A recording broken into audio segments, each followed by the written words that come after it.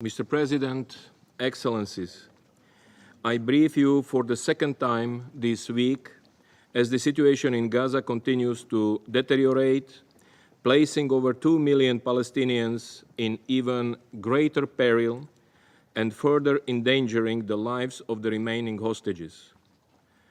The latest decision by the government of Israel risks igniting another horrific chapter in this conflict, with potential consequences beyond Israel and the occupied Palestinian territory. On 8 August, Israel's Security Cabinet reportedly approved Prime Minister Netanyahu's proposed plan for defeating Hamas and endorsed 5 principles for ending the war: the disarmament of Hamas, the release of all hostages, the Gaza Strip's demilitarization, Israeli security control over the Strip, and the establishment of an alternative civilian administration that is neither Hamas nor the Palestinian Authority.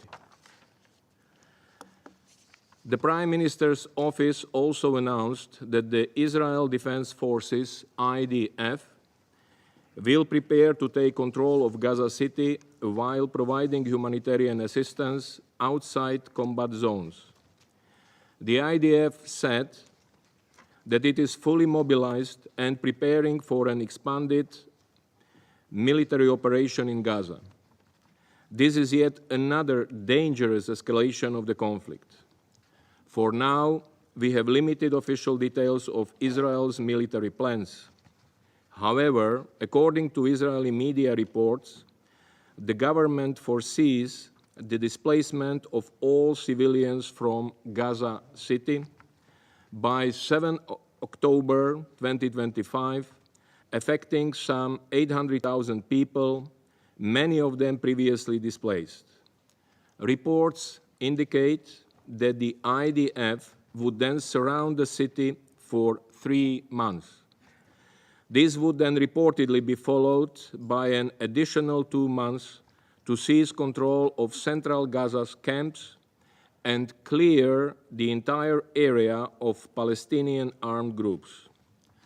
Mr. President, we are already witnessing a humanitarian catastrophe of unimaginable scale in Gaza. Director Ramesh Rajasingham from OCHA will shortly provide you with the latest updates in this regard. If these plans are implemented, they will likely trigger another calamity in Gaza, reverberating across the region and causing further forced displacements, killings, and destruction, compounding the unbearable suffering of the population.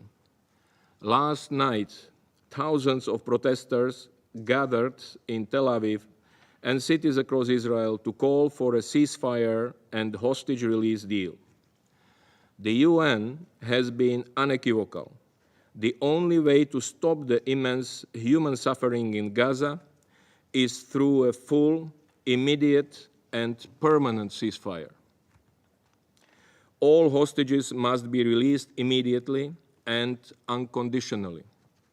Israel must comply with its obligations under international humanitarian law, allowing rapid, safe, unimpeded, and large-scale delivery of humanitarian aid to the population. Civilians, including humanitarian workers and those seeking aid, must be protected. Everyone has the right to life, liberty, and security. Palestinians must be able to return to their homes.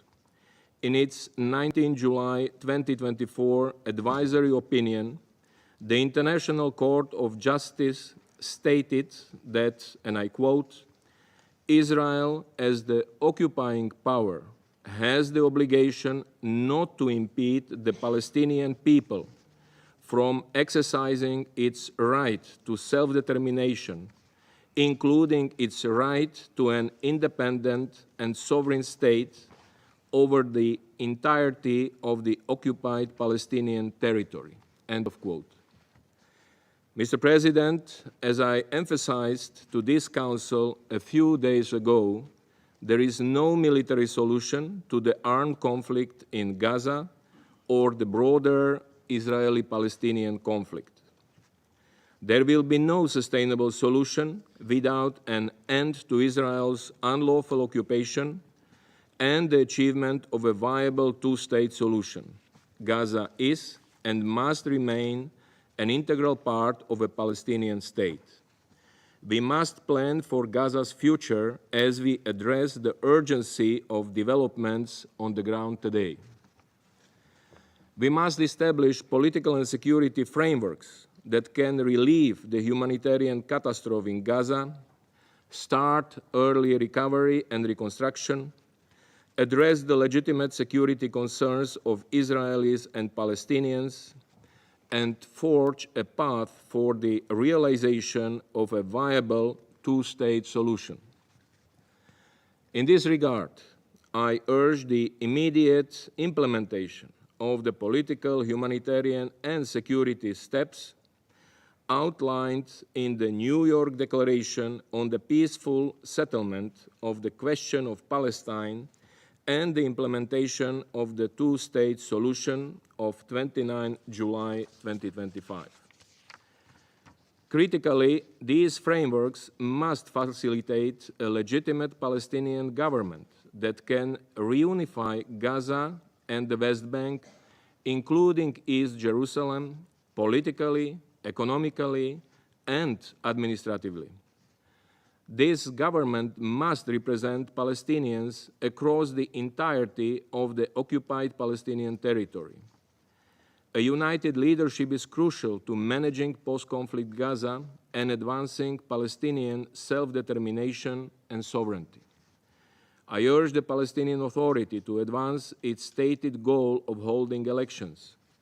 Palestinians have the right to have their voices heard and to be meaningfully included in the process of shaping the future of the State of Palestine. Our ultimate goal remains unchanged: Israel and a fully independent, democratic, contiguous, viable, and sovereign Palestinian state, of which Gaza is an integral part, living side by side in peace and security within secure and recognized borders on the basis of the pre-1967 lines, with Jerusalem as the capital of both states. I thank you.